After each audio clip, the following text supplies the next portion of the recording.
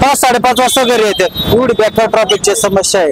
आणि ट्रॉफिकच्या समस्येबाबत वारंवार तक्रार करू अधिकाऱ्यांसंग केली, प्रशासनासंग तक्रार केली, पण त्याच्यावर काय तोडगा निघाला झाला. याच्यावर दखल घेऊन हा लवकर मार्ग मोकळा करावा ही आपणास विनंती. तर आपले प्रश्न सुटले नाही, काय भूमिका असणार आहे तुमची या सगळ्या ग्रामस्थांची?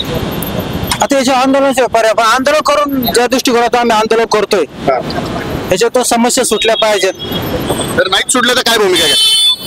आता त्याचा पर्याय शासनाने दखल घ्यावी पुढची.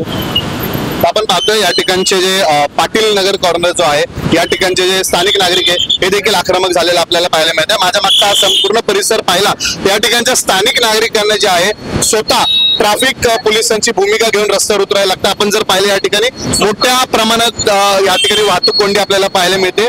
या स्थानिक नागरिकांच्या म्हणण्यानुसार जर आपण पाहिलं या ठिकाणी तासनतास जे आहे गाड्या एकाच जागेवर थांबलेल्या आपल्याला पाहायला मिळत आहे. नेमकं आता या ठिकाणच्या या ट्रॅफिकच्या या वाहतूक कोंडीच्या समस्याला कोण जबाबदार आहे हे देखील आता पाहणं महत्वाचं ठरणार आहे. कॅमेरामॅन बाबा शिवरायसह प्रसन्न तरडे, आपला आवाज, पिंपरी चिंचवड.